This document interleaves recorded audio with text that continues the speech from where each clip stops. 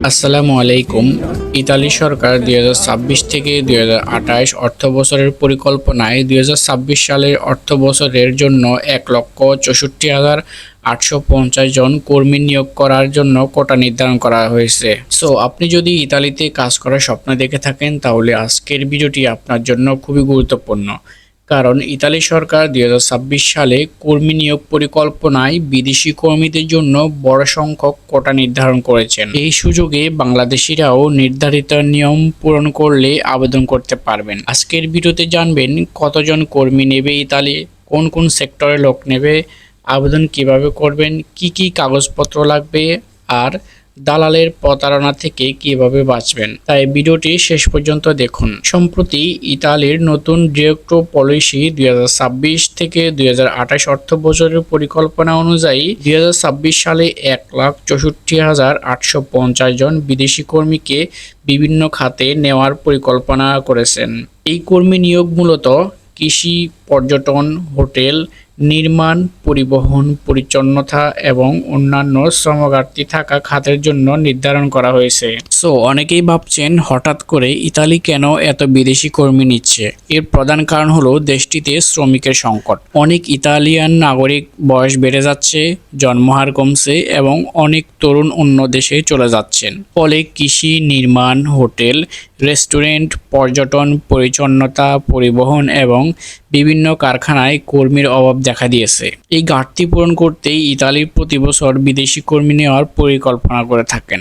২০২৬ সালেও বিদেশি কর্মী নেওয়ার জন্য বড় কোটা নির্ধারণ করা হয়েছে। তবে মনে রাখতে হবে, এই সুযোগ মানেই এই নয় যে কেউ কিন্তু আবেদন করতে পারবেন। সবকিছু নির্দিষ্ট সরকারের নিয়ম এবং নিয়োগকর্তার মাধ্যমে কিন্তু সম্পন্ন হবে। এখন প্রশ্ন হলো, বাংলাদেশিদের জন্য কি সুযোগ আছে? উত্তর হলো, যদি বৈধ নিয়োগকর্তার মাধ্যমে এবং ইতালির নির্ধারিত নিয়ম অনুসরণ করে আবেদন করা হয় তাহলে সুযোগ থাকতে পারে। তবে অনেকেই একটি বড় ভুল করেন। ফেসবুকে একটি পোস্ট দেখেই মনে করেন যে আবেদন শুরু হয়ে গিয়েছে। এরপর দালালের মাধ্যমে বা দালালের কাছে লাখ লাখ টাকা দিয়ে প্রতারণার শিকার হন। আপনাদের কাছে আমাদের একটি অনুরোধ, কোনো তথ্য দেখলেই বিশ্বাস করবেন না। সব সময় সরকারি ঘোষণা এবং বিশ্বস্ত সূত্র যাচাই করবেন। আপনার কষ্টের টাকা যেন প্রতারণার শিকার না হয়, এটাই সবচেয়ে গুরুত্বপূর্ণ। সো এখন আমরা জানবো কিভাবে আবেদন করতে হয়। ধরুন ইতালির একটি কৃষি খামার, নির্মাণ প্রতিষ্ঠান বা হোটেলে কর্মীর প্রয়োজন হলো।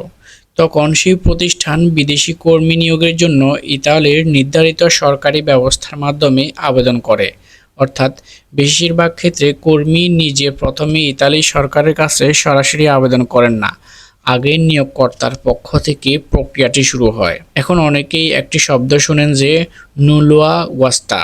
সহজ ভাষায় বলতে গেলে এটি হলো ইতালিতে বিদেশি কর্মী নিয়োগের জন্য একটি প্রয়োজনীয় সরকারি অনুমোদন সংস্থা। যদি নিয়োগকর্তার আবেদন অনুমোদিত হয় তাহলে পরবর্তী ধাপে ভিসার প্রক্রিয়া এগিয়ে যায়। তবে মনে রাখবেন, নুলোয়া ওয়াস্তা পাওয়া মানেই সঙ্গে সঙ্গে ভিসা নিশ্চিত এমন নয়। এরপরেও অন্যান্য শর্ত পূরণ করতে হয় এবং ভিসা কর্তৃপক্ষের সিদ্ধান্তের প্রযোজ্য থাকে। যদি আপনার জন্য বৈধ চাকরির সুযোগ তৈরি হয় তাহলে সাধারণত যে সকল কাগজপত্র লাগবে সেগুলি কিন্তু আমরা আগেই বলে ফেলেছি।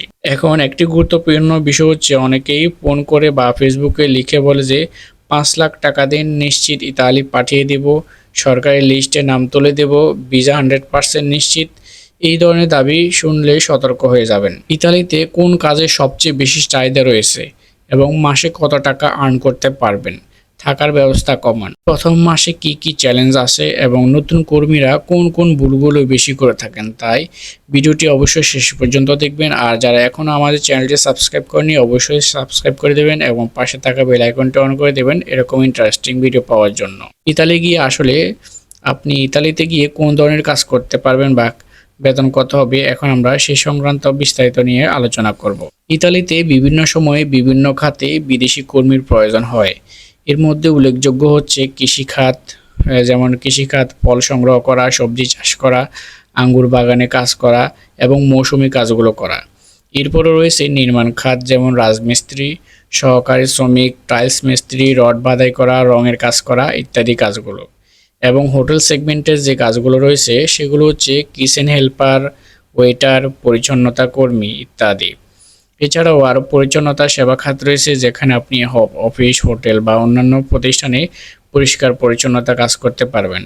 এবং লজিস্টিক খাতে রয়েছে পণ্য বাছাই করা, প্যাকিং করা, লোড আনলোডিং করা। মনে রাখবেন, কোন সময়ে কোন খাতে লোক নেওয়া হবে তা ইতালির শ্রমবাজারের চাহিদার উপর নির্ভর করে।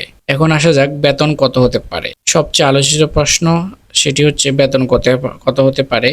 এখানে একটি বিষয় পরিষ্কার করে বলি, ইতালিতে সবার বেতন কিন্তু এক নয়। বেতন নির্ভর করে কাজের ধরন, অভিজ্ঞতা, কর্মঘণ্টা এবং অঞ্চল ভেদে, এবং নিয়োগকর্তার সঙ্গে আপনার চুক্তির উপর নির্ভর করেই বেতন নির্ধারণ করা হয়। অনেক চাকরিতে নিয়মিত কর্মঘণ্টার পাশাপাশি অতিরিক্ত সময় কাজ করলে ওভারটাইমের সুযোগ হয়ে থাকে। তাই কোনো ভিডিও বা পোস্ট যদি দেখেন সবাই মাসে এত টাকা আয় করবে, এ ধরনের দাবি বিশ্বাস করার আগে চুক্তিপত্র ভালোভাবে পড়বেন। অনেকের মনে প্রশ্ন থাকে, ইতালিতে গিয়ে কোথায় থাকবো? এটি সম্পূর্ণভাবে আপনার চাকরির চুক্তির উপর নির্ভর করবে। ঠিক আছে, সো আশা করি আপনারা বুঝতে পেরেছেন এবং আজকের ভিডিওটি আপনাদের উপকারে আসবে।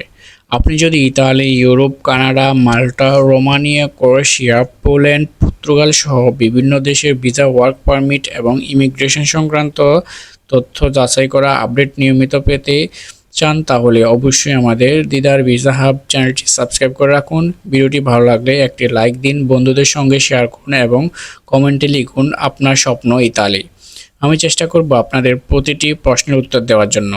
আজকের মতো এখানেই বিদায় নিচ্ছি। সবাই ভালো থাকুন, সুস্থ থাকুন। আল্লাহ হাফেজ।